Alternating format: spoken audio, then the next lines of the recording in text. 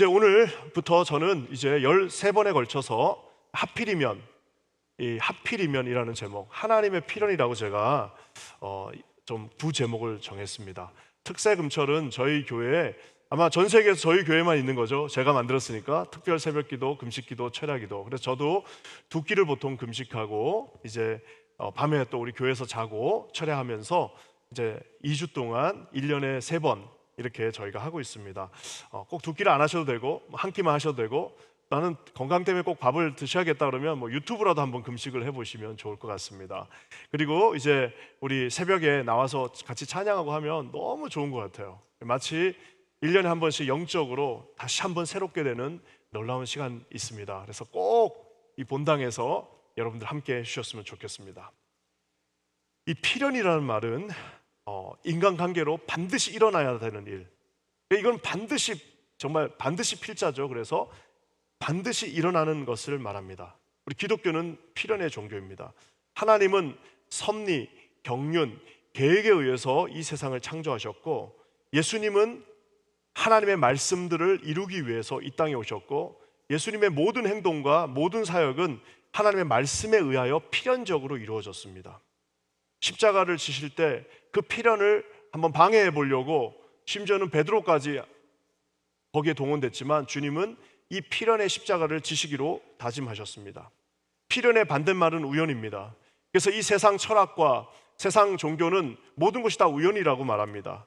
우연에 의해서 진화되었고, 우연이 있었기 때문에 점 하나밖에 없는 인생에 뭔 의미가 있냐라고 하면서 우리 존재가 무의미하다라고 말합니다. 하지만 성경에서는 어떤 것 하나도 무의미한 것이 없고 어떤 것 하나도 우연이 되어진 것이 없습니다.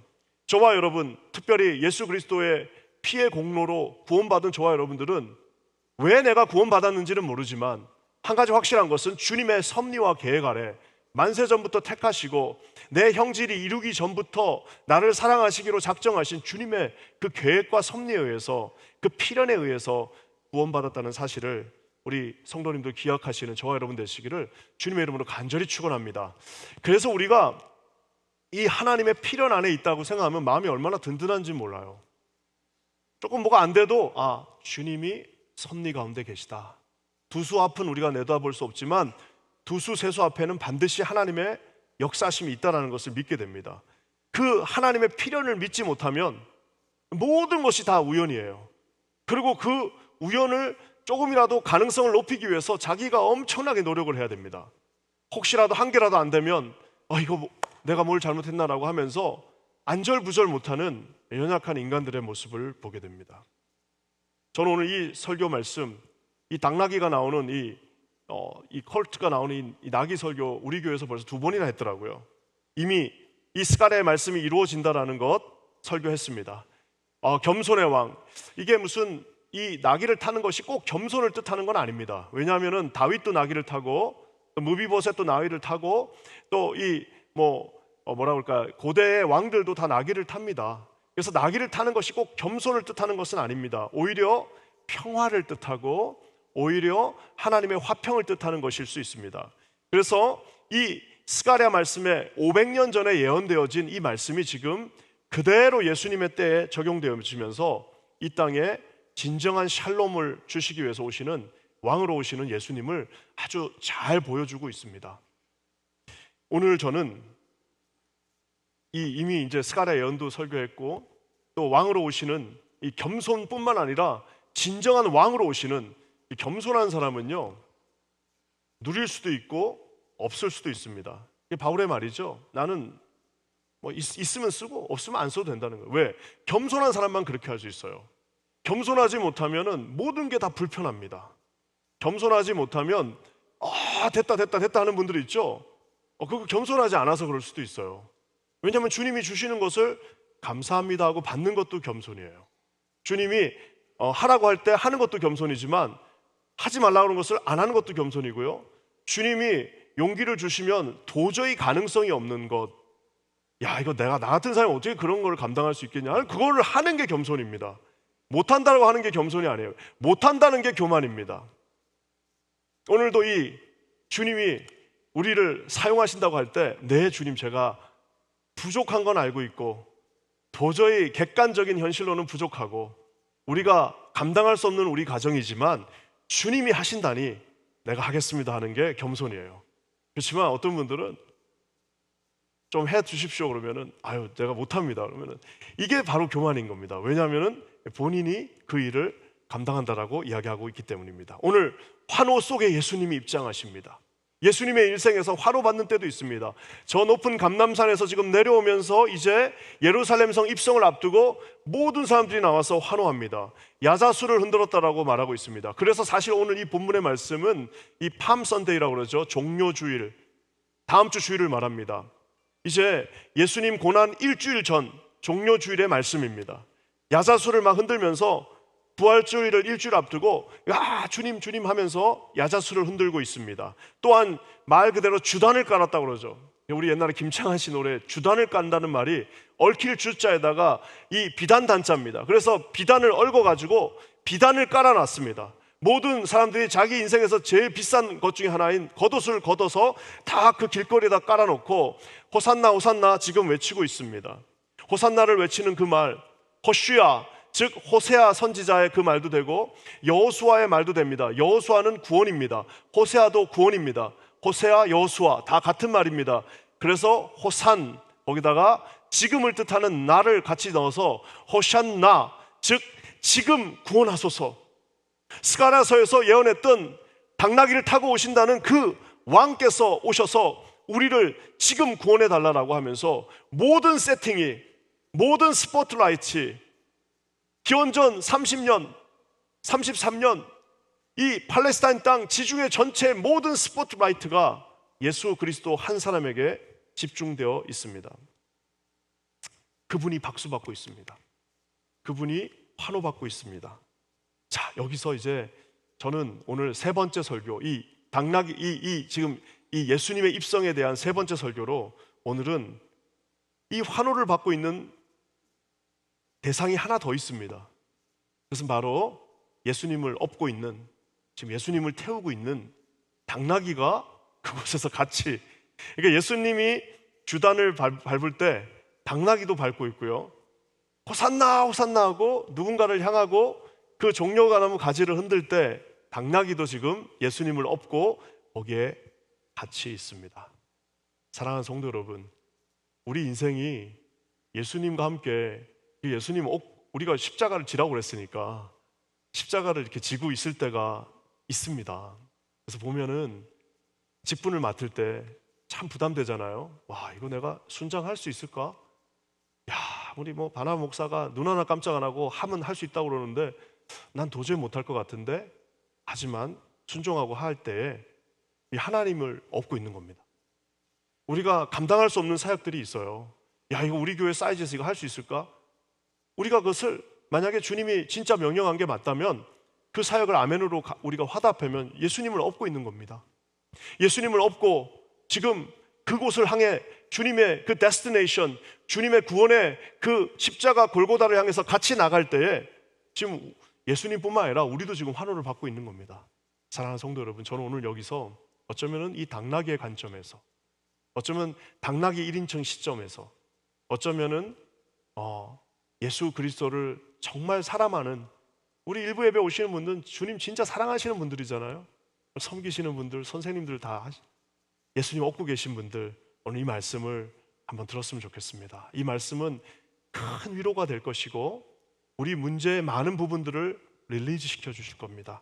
하필이면 왜 당나귀를 타고 주님은 가셨을까? 왜 당나귀 같은 이 인생을 주님은 사용하실까?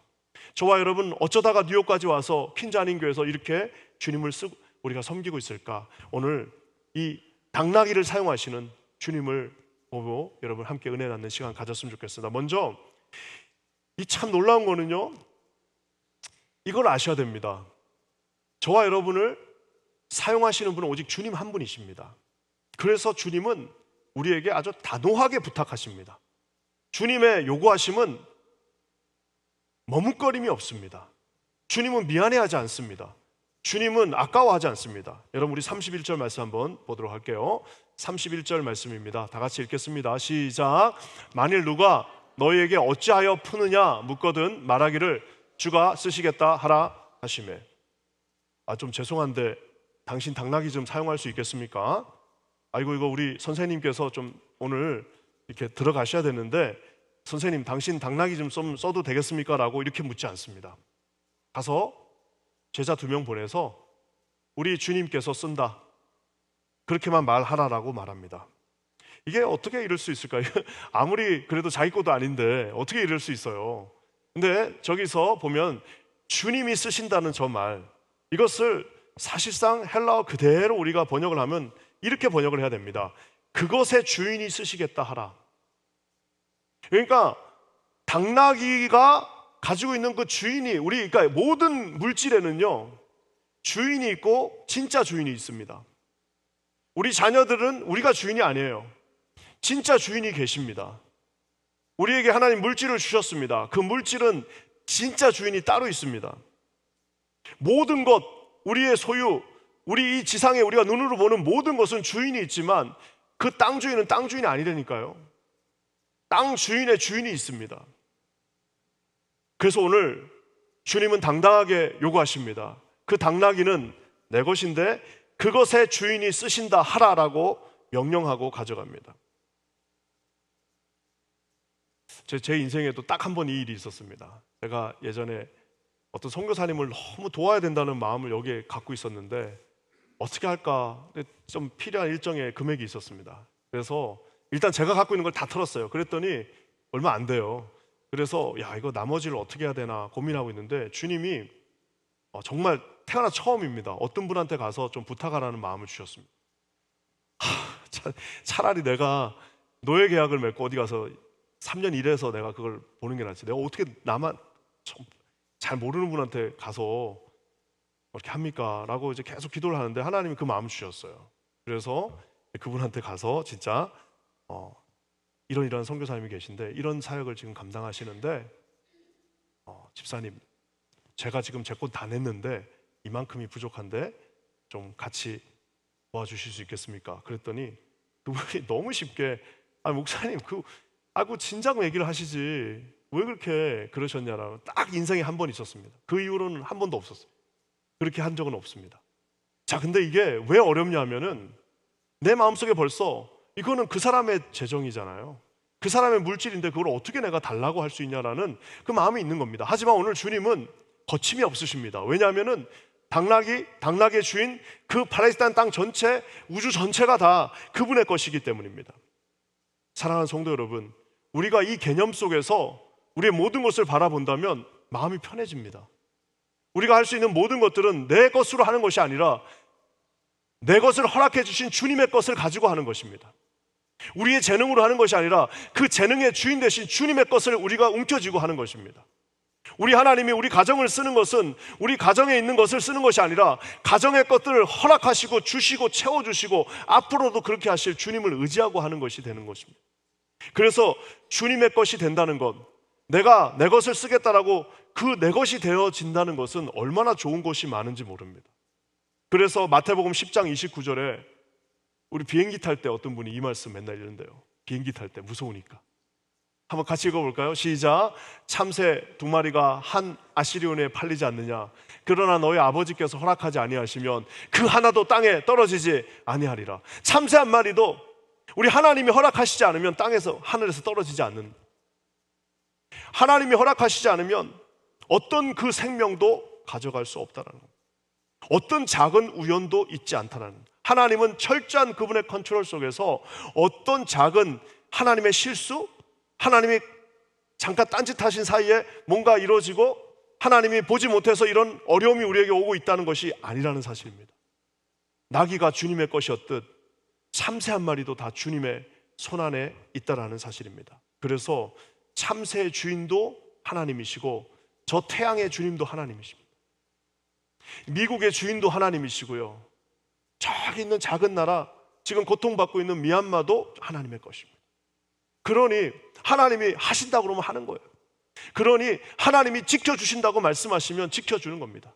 그래서 우리 사명자들은, 저와 여러분들, 우리 예수님을 등에 업고 있는 저와 여러분들은 사명이 끝나야 천국 가는 겁니다.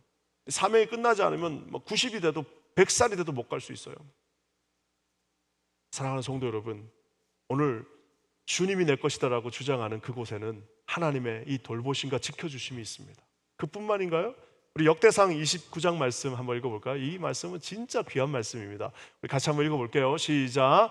부와 귀가 주께로 말미암고 또 주는 만물의 주제가 되사 손에 권세와 능력이 있사오니 모든 사람을 크게 하심과 강하게 하심이 주의 손에 있나이다. 할렐루야. 여러분 이거 믿으십니까? 우리가 아무리 부와 귀, 그러니까 모든 그 rich and honor, 이게 우리가 가져 막 내가 나를 존경해 주세요, 나를 알아봐 주세요, 나를 honor해 주세요라고, 이게 절대 안 됩니다. 여러분 무슨 돈이 많다고 honor를 받는 게 아닙니다.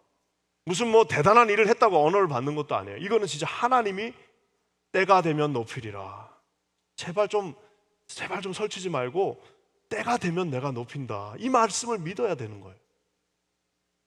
오늘 모든 부와 귀가 주께로부터 말미암았기 때문에 만물의 주제가 되신, 즉 주인입니다. 그 마스터이십니다. 그분이 우리의 로드십 주님이신데 그 손에 권세와 능력이 있기 때문에 모든 사람을 크게 사용하시는 것도, 모든 사람을 강하게 하시는 것도, 자기가 자기 발전을 셀프 제너레이트를 해서 될 수 있다는 것이 아니라는 겁니다. 사랑하는 성도 여러분, 그러니 얼마나 감사합니까? 주님이 우리를 사용하신대요. 그 말은 뭐예요?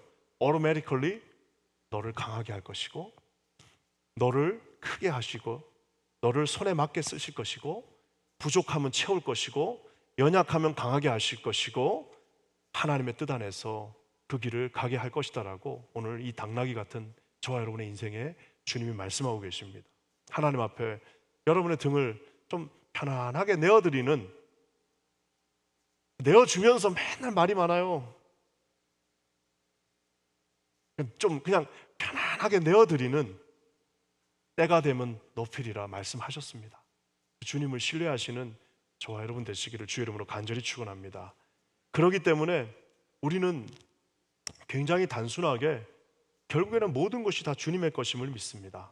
아브라함이 조카 롯이 이게 납치돼서 가잖아요. 창세기 14장에 보면. 그래서 조카가 이제 납치돼 가니까 어떡합니까? 자기가 사병을 끌고 가서 조카 롯을 구해옵니다. 구해오니까 이제 거기서 전리품들을 가져오죠. 탈취해갖고 승리해갖고 전리품을 가져옵니다. 그러니까 이제 우리가 잘 아는 살레망 멜기세덱이 나타나가지고 막 이렇게 하니까 어떻게 해요? 자, 이거 이제 네 거야라고 했더니 그 전리품에서 10분의 1을 딱 떼가지고 하나님으로 상징되는 그 살레망에게 바칩니다. 그래서 이 장면은 굉장히 생뚱맞죠. 이거 생뚱맞은 게 아닙니다. 아브라함이 이 지금 주님의 이 주권, 모든 것이 다 주님으로부터 왔다는 것, 내가 군사를 가져가서 승리할 수 있었던 것, 내가 이길 수 있었던 것, 내 삶의 근원이 하나님으로부터 왔다는 것을 그가 알고 있기 때문에 하나님하고 일종의 FTA, 트레이드를 하는 겁니다. 상호 관세를 맺는 겁니다. 하나님, 내가 이 모든 것이 다 주님이 주셨고 모든 것을 다 주님으로부터 받았으니 최소한 10분의 1 정도는 내가 당신에게 드리면서 이 모든 것이 당신으로부터 왔다는 사실을 인정하고 무릎을 꿇고, 앞으로도 주님은 나에게 공급해 주실 것이고 앞으로도 내 삶은 주님으로부터 의지된 삶임을 내가 다짐합니다는 것이, 그게 어떻게 보면 11조 첫 번째 기원이 되었다는 것도 우리가 볼 수 있습니다. 사랑하는 성도 여러분, 제가 우리 교회에서 이제 뭐 이런 설교 11조 이런 설교는 거의 안 합니다. 왜냐하면은 이거는 가르치고 되는 것이 아니라 주님이 나의 주인이라고 생각하시는 분만 할 수 있다는 겁니다. 사랑하는 성도 여러분, 10분의 1만 주님의 것인가요? 다 주님의 것입니다. 그렇기 때문에 더 드리는 것이 감사하고 더 섬길 수 있는 것이 고맙고, 또 여름 되면 선교도 가고 가을 되면 또 막 하나님 앞에 뭐 이것도 하고 저것도 하는데, 그것이 하나님 앞에 주시는 당나귀로서의 가장 큰 축복임을 깨달아 하시는 저와 여러분 되시기를 주님의 이름으로 간절히 축원합니다. 이 당나귀가 되면 제일 큰 기쁨은 뭐냐면 하나님이 함께 하시는 거죠. 하나님이 진짜 함께 하시는 겁니다. 그래서 이제 제가 예전에 우리 주님의 동행할 때 한번 이야기했던 건데, 지금도 저 남한산성에 가면, 남한산성 꼭 가보세요. 한국에 거기 참 맛있는 음식점도 많고 좋아요. 남한산성에 가면은 특이한 동상 하나 있습니다. 그 보면은 이제 이렇게 임금으로 추정되는 사람이 이렇게 있고요. 누구 하나가 이렇게 앞에서 이렇게 그 임금을 업으려고 하는 동상이 있습니다. 참 제가 그때 처음 발견하고 굉장히 이게 뭘까 자세히 읽어봤어요. 그리고 나중에 봤더니 이 병자호란 때 그 남한산성의 인조가 도망갔던 데잖아요. 인조가 도망가가지고 진짜 고생을 했는데 처음에는 막 신하들도 쫓아오고 다 했는데 결국에는 거기 앞에서 더 이상 이제 힘이 없어요. 그때 이 서흔남이라고 하는 나무꾼입니다. 이름도 없는 사람이에요. 그냥 서흔남이에요. 내가 볼 때는 흔한 남자애갖고 아마 서흔남일 것 같아. 그래서 이 서흔남 씨가 딱 봤더니 임금이야. 근데 뭐 이미 쫄병들 다 도망가고 아무도 없어요. 혼자 이렇게 초라한 임금이 있어요. 어떻게 도와드릴까요? 그랬더니 좀 업어달라고 그럽니다. 그러니까 이 서흔남 씨가 나무꾼이니 얼마나 힘이 세겠습니까? 그러면 업히쇼 하고 임금을 업고 갔어요. 물론 이제 거기 또 막 별별 재밌는 이야기도 있습니다. 업고 가는데 신발을 거꾸로 신고 가요. 그래서 인조 임금이 아니 너는 왜 신발을 거꾸로 신냐 그랬더니 적의 추적을 따돌리기 위함입니다 하면서 신발을 거꾸로 신으면 절로 간 것처럼 보이잖아요. 뭐 그런 머리까지 쓰면서 임금을 데리고 올라갔습니다. 그랬더니 임금이 너무 기뻐가지고 내가 너한테 뭘 해줬으면 좋겠니? 그러니까 이 서은남 씨가 생각을 하다가 진짜 탁월한 선택을 합니다. 참 이게 지혜예요. 탁월한 선택을 하는데 무슨 쌀 달라, 뭐 밥 달라, 금 달라 안 하고 당신의 그 옷을 주십시오. 임금의 옷 골룡포죠, 골룡포. 여기 용무늬가 쫙 새겨진 임금을 상징하는 당신의 그 골룡포를 저에게 주십시오. 그러니까 이제 어떻게 보면 너무 못 배웠기 때문에 아무것도 모르는 거죠. 지금 그게 지금 좋아 보이니까 달라고 했는데 이거를 달라고 할 수 없는 건데 모르니까 그냥 달라고 한 거예요. 금도 필요 없고 뭐 다 필요 없고 나는 뭐 집도 필요 없고 땅도 필요 없고 당신을 상징하는 그 멋진 그 옷 주시오. 그랬더니 임금이 들어보니까 너무 웃기기도 하고 딱 벗어서 너 가져라 하고 줬어요. 그때부터 모든 이 조선의 고관 관료들은 이 서흔남의 집 앞을 지날 때는 다 말해서 내려야 돼요. 왜? 왕의 상징이 그곳에 있기 때문입니다. 사랑하는 성도 여러분, 내가 너를 사용하겠다는 말은 왕의 골룡포 뿐만 아니라 보혜사 성령, 우리와 함께 내주하시겠다는 성령님과 함께 동행하는 것을 의미합니다. 그래서 요셉은 다 필요 없고 딱 한 가지만 있으면 됩니다. 하나님이 함께 하셨더라. 바벨론 전체가 다니엘 한 명이면 괜찮습니다. 왜? 다니엘 하나님이 함께 하시는 사람이야. 느헤미야 불가능한 일이 이루어졌습니다. 성전을 건축했습니다. 어떻게? 느헤미야 한 명만 있으면 돼요. 다 필요 없어. 한 명만 있으면 돼. 왜? 느헤미야와 하나님이 느헤미야에게 엎여 있는 겁니다. 다윗을 통해 이스라엘 전체가 다 축복을 받았습니다. 골리앗 하나 이기지 못하는 이 정말 오합지졸 이름만 거창했던 이 이스라엘이라고 하는 조직이 다윗 하나님의 합한 사람, 다윗은 하나님의 합한 사람, 즉 하나님을 업고 있었던 다윗 한 사람이 있으니까 이스라엘 전체가 한꺼번에 다 같이 주님의 귀한 축복의 통로로 쓰임받는 것을 봅니다. 사랑하는 성도 여러분, 하나님이 요구하신다는 것은 가문의 영광을 떠나서 주님의 골룡포를 상징되어지는 그 성령님이 나와 함께 동행하신다는 겁니다. 그러니 제일 어리석은 사람은 누구예요? 야, 너한테 뭐 줄까? 그럴 때 첫 번째 필요 없습니다 하는 사람 있죠. 아, 주님, 저는 못합니다. 저는 당신의 옷을 입을 수 없어요. 제일 바보. 두 번째 바보는 뭐예요? 아, 예, 황금을 주십시오. 그러면 그 황금 떨어지면 이제 끝나는 거잖아요. 당신을 상징하는 그 옷, 당신을 얻고 있겠습니다. 당신을 끝까지 섬기겠습니다.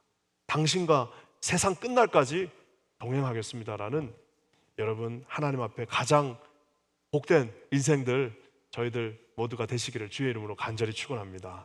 또 한 가지, 주님만 쓰세요, 우리를. 그리고 또 한 가지 뭐예요? 주님만 아시는 게 있어요. 신앙이라는 게 뭘까요? 여러분, 신앙인이 뭡니까? 어떤 사람을 신앙인이라고 합니까? 시간이 지나면 알게 되는 거예요. 그러니까 감사하는 겁니다. 뭐든지. 도저히 감사할 수 없는 게 얼마나 많습니까? 얼마나 황당하고 너무 슬픈 일들이 많아요. 우리 인생에서 얼마나 청천벽력 같은 정말 도저히 순종할 수 없는, 도저히 받아들일 수 없는 일들이 얼마나 많은지 모릅니다. 하지만 우리가 하나님은 아신다는 거죠. 왜 나귀를 타고 가시는지 우리 하나님은 아신다는 겁니다. 스가랴 9장 9절을 한번 읽어볼까요? 예수님이 이 사건이 읽기 전 500년 전에 쓰여진 일입니다. 500년 전이면 지금의 500년 전이면 조선왕조 시대에 이미 예언되어졌습니다. 어떻게 왕이 오시는지 한번 읽어볼게요. 시작. 시온에 따라 크게 기뻐할지어다. 예루살렘에 따라 즐거이 부를지어다. 보라, 너의 왕이 너에게 임하시나니 그는 공의로우시며 구원을 베푸시며 겸손하셔서 나귀를 타시나니 나귀의 작은 것 곧 나귀 새끼니라. 네, 500년 전에 스가랴 선지자가 500년 전이면 공자가 활동할 때고 부처가 자기가 한다고 왔다 갔다 할 때입니다. 500년 전, 이 BC 약 500년 전에 예수님 오시기 500년 전에 저 예언이 선치됐을 때 얼마나 많은 사람들이 도대체 뭔 일이 일어나는 거야? 왜 예수님, 왜 메시아는 안 오는 거야? 라고 얼마나 다들 투덜투덜 거렸겠습니까? 하지만 여러분 기억하십시오. 아까 제가 우리 인생에 어떤 것도 우연은 없어요.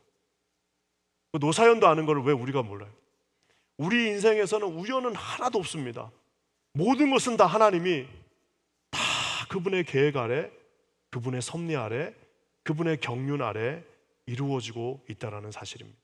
우리가 말씀대로 산다는 것은 잘 모르지만 순종하는 겁니다. 왜? 우리는 모르죠. 볼 수가 있어야 알죠. 내일 일도 모르는데. 고등학교 때 우리 고등학교가 시골 학교인데 그때 도시에서 하는 합창대회를 나간다고 합창단을 막 급하게 모집했습니다. 합창단이 있는데 너무 숫자가 적으니까 그때 이제 고등학교 1학년들 각 반에서 다 차출해가지고 저도 그냥 졸지에 합창반에 들어갔습니다. 그래서 이제 합창반에 들어갔는데 지금도 그 전봉준 녹두 장군 있잖아, 녹두 장군. 그래서 그 옛날 노래 있잖아, 새야 파랑새야 녹두밭에 앉지 마라. 이 노래를 뭐라 그럴까요? 이 4부로 나눠가지고 한 노래가 있습니다. 그러니까 노래가 너무 단순하고, 그래서 뒤에 보면 이제 위여 하는 부분이 있어요. 위여, 이게 뭐냐면 이제 새 쫓아내는 겁니다. 그러면서 이제 우리 아버지 어머니 손톱 발톱 다 닳는다, 야 녹두밭에 앉지 마라, 위여 하는데, 그래서 베이스에 있는데 위여 이것만 하는 거예요. 위여. 그래가지고 이게 위여 이러면서 새야 앉지 마라 하면서 막 이렇게 하는데, 아무리 해도 이게 도대체 이렇게 재미없는 걸 왜 하는지 도저히 몰라. 예상에 근데 파트끼리 다 연습을 하고, 심지어 거기 파트 하나 더 있었어요. 진짜 높이 세는 하이 테너죠. 그래가지고 이렇게 5파트가 딱 모여가지고 그 위여 하는데 막 소름이 끼쳐요. 와, 화음이라는 게 이런 거구나. 이 5개가 다 모이니까 이게 화음을 이루면서 위여 하면서 녹두밭에 앉지 마라 막 이러는데, 진짜 막 새가 있으면 가서 한 대 때리고 싶을 만큼, 와, 이게 다 모여지고 다 함께하고 퍼즐이 맞춰지니까 이렇게 아름다운, 정말 막 전륜을 일으키는 이런 음악이 나오는구나 라는 것을 알게 되었습니다. 사랑하는 성도 여러분, 우리가 하나님을 알면 그분은 하나님이 아니죠. 우리가 하나님의 뜻을 다 이해한다? 그럼 그거는 우상을 섬기는 거죠. 아니, 나랑 하나님이랑 급이 같아버리면 그게 무슨 하나님입니까? 욥기 11장 7절에 이런 귀한 말씀이 있습니다. 우리 욥기 11장 7절 한번 같이 제가 읽어볼까요? 내가 하나님의 오묘함을 어찌 능히 측량하며 전능자를 어찌 능히 완전히 알겠느냐. 너가 하나님의 오묘함을 어찌 능히 측량하고 전능자를 어찌 능히 완전히 알겠느냐. 우린 모릅니다. 그래서 순종하는 겁니다. 그래서 감사하는 겁니다. 그래서 좀 잘 모르지만 믿고 따라가는 것입니다. 사랑하는 성도 여러분, 당나귀가 지금 예수님이 가서 십자가에서 뭔 일을 할지 어떻게 합니까? 그냥 그 순간에 쓰임 받는 겁니다. 하지만 얼마나 영광스럽습니까? 주님 엎으십시오. 제가 주님을 모시고 가겠습니다. 뒤뚱뒤뚱거리면서 주님은 기뻐하셨습니다. 주님은 당나귀 탄 거 어색해하지 않으셨습니다. 사랑하는 성도 여러분, 비록 당나귀 같은 인생이지만 주님 앞에 쓰임받는 복된 인생들 되시기를 주의 이름으로 간절히 축원합니다. 마지막으로 하나 더 있습니다. 당나귀가 되면 좋은 점, 주님이 풀어주세요. 굉장히 이게 약간 뭐라고 할까요? 상징적인 건데요. 누가복음 전체는 자유, 리버레이트, 진짜 말 그대로 더 이어 오브 주빌리라고 그러죠. 회년, 희년, 구원의 회. 그래서 누가복음에 제일 많이 나오는 거는 뭐예요? 포로된 자가 자유함을, 눈먼 자가 눈을 보게 되고 앉은 자가 일어나고, 이 자유입니다. 자유. 그래서 누가라고 하는 의사 선생님은 이 모든 죄인들이 이제 자유롭게 된다는 것을 선포하는데, 오늘 이 나귀도 지금 어린 나귀가 묶여 있는데 30절 말씀 우리 한번 읽어볼게요. 30절입니다. 시작. 이르시되 너희는 맞은편 마을로 가라. 그리로 들어가면 아직 아무도 타보지 않은 나귀 새끼가 매여 있는 것을 보리니 풀어 끌어오라. 여기 누가복음 19장에 풀다는 말이 5번이나 등장합니다. untying. 그래서 풀어서 끌고 와. 풀어서 내가 데리고 갈 거야. 풀어서 내가 쓸 거야. 그를 풀어라. 의도적으로 누가가 푼다라는 말을 계속해서 사용하고 있습니다. 이것은 주님의 우리를 구원케 하셔서 자유롭게 해주신다는 말씀을 포함하고 있습니다. 죄에 노예되었던, 묶여있던 저와 여러분들을 풀어주시고 예수 안에서 참된 자유를 얻게 된다는 것입니다. 제가 예전에 우리 한국말로는 천일 야화죠. 아라비안 나이트. 천일 야화가 1000일 동안 했다는 게 아니라 1001번째 이야기. 그래서 천일 야화예요. 아라비안 나이트. 이제 저 지금의 페르시아, 지금 이란 땅에서 아주 그냥 옛날부터 내려오는 말들을 그냥 다 짬뽕으로 해가지고 한 이야기인데, 이야기는 굉장히 간단합니다. 아주 그냥 여성을 혐오하는 아주 무지막지한 아주 나쁜 왕이 있었는데, 이 왕이 옛날에 이제 당한 게 있어요, 여자한테. 그래서 어떻게 복수를 하냐면 결혼 딱 하고 그 다음날 죽여버립니다. 지금 말로 할 수 없는 일이죠. 그래서 3년 동안 총 1100명의 여자가 죽습니다. 이때 이제 더 이상 사람을 구할 수가 없는 이 순간에 이 라자르라고 하는 여인이 이제 제상의 딸이었는데, 이 라자르가 어떻게 하냐면 내가 가겠다고 그래요. 그래서 자기가 가서 너 어떻게 가냐 그랬더니 나 괜찮다, 날 보내라 해서 이 라자르가 가서 어떻게 하느냐 하면은 매일 밤마다 이야기를 해줍니다. 우리가 아는 뭐 알라딘, 신바드 다 거기 나오는 거예요. 그래서 막 이렇게 얘기하고, 이 분이 아주 그냥 이게 지금으로 치면 대단한 뭐라 그럴까, 스피커예요. 그래서 어떻게 됐는데 하면 to be continue. 그러니까 어떻게 돼? 내일 아침에 죽이려면 죽여. 그랬더니 안 죽이는 거예요. 그렇게 며칠? 1001일이 지났습니다. 그래서 이제 봤더니 1000일이 지나니까 이제 아라비안 나이트 전체 읽어보면 그렇게 나와요. 아들이 3명이 생겼어. 그동안 죽이려고 봤더니 아들이 3이야. 자, 근데 저는 이거 읽을 때마다 이 얘기를 들을 때마다 늘 좀 불안하지 않아요? 불안하지. 여기 제일 많이 나오는 반복적으로 나오는 센텐스가 뭐냐면 늘 만일 제 이야기가 재밌으면 살려주십시오라는 이야기예요. 그리고 왕은 늘 뭐라 그러냐면 만일 네 이야기가 재미없으면 죽이겠다. 그러니까 1001일 동안 얼마나 불안합니까? 그러니까 이 여자는 지금 이 왕을 사랑해서 지금 이 이야기를 하는 게 아니라 살기 위해서 이야기를 하는 거예요. 그리고 이 왕은 이 여자를 사랑해서 살려준 게 아니라 이야기가 재밌어서 살려준 거예요. 근데 아니나 다를까 내가 분명히 이거 근데 해피엔딩으로 끝났어요. 근데 우리 여기 볼티모어에 살고 계셨던 에드거 알렌 포라고 하는 애나벨리 시 유명하죠. 검은 고양이. 그 소설가가 1002번째 날 어떻게 됐을까 궁금해. 그러니까 저 같은 사람이 또 있더라고요. 그 1002번째 날은 어떻게 됐을까 과연. 그래서 쓴 소설이 있습니다. 1002번째 날이. 소설 제목이 1002번째 날이에요.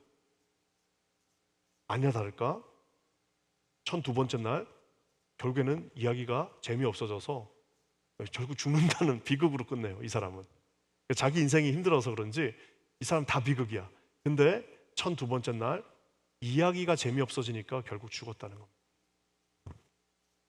사랑하는 성도 여러분, 저는 이 에드거 알렌 포우가 1002번째 날이라는 소설을 쓴 이유를 알 것 같아요. 왜냐? 세상이 이런 겁니다. 세상은 우리에게 무언가 프로덕트를 주지 못하면 그 다음 날은 없는 거예요. 미국은 You are fire잖아요. 그 다음 날이면 없어지는 겁니다. 우리는 세상의 요구를 채울 수 없습니다. 왜? 뭐 1000일은 채울 수 있겠죠. 좀 더 잘하면 1500일은 채울 수 있겠죠. 하지만 우리는 우리의 능력으로 세상의 요구를 채울 수 없습니다. 우리가 하나님을 사랑하고 하나님 앞에 우리가 날마다 우리의 등을 내어드릴 수 있는 이유는 우리 하나님은 우리 얘기가 재미없어도 1000일이 아니라 만일이 아니라 주님의 말씀에 의하여 영원히 내가 너와 함께 하겠다라고 약속해 주셨기 때문입니다. 우리 주님 앞에 뭐 대단한 우리가 당나귀가 돼서 짐을 실을 필요도 없습니다.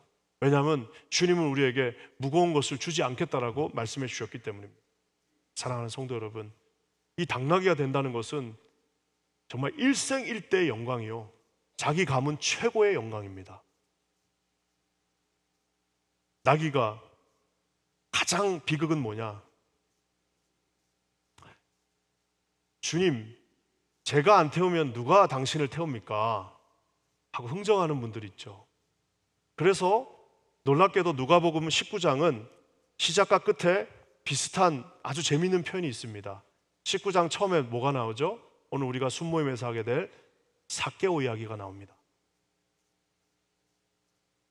바리새인들도 예수님을 자기 집에 초청할 수 없었어요. 하지만 그 당시 제일 욕먹던 사람 삭개오에게, 삭개오야 내려와라, 오늘 내가 너희 집에 가겠다. 사람들이 막 수근수근 야 저럴 수 있냐 그랬더니 주님이 뭐라고 말씀하십니까? 삭개오가 아브라함의 자손이다라고 얘기합니다. 19장의 마무리에, 오늘 이 스토리의 마지막엔 또 뭐가 나옵니까? 막 이제 하니까 또 입 툭 나온 사람이 있어요. 바리새인들. 아니 뭐가 그렇게 좋아? 어? 그때 주님 뭐라고 말씀하십니까? 너희들이 찬송하지 않아도 된다. 돌들로도 찬송하게 하겠다. 바리새인들은 첫 번째 주님을 업고 갈 수 있는 기회가 있었습니다. 왜? 말씀을 맡은 자잖아요.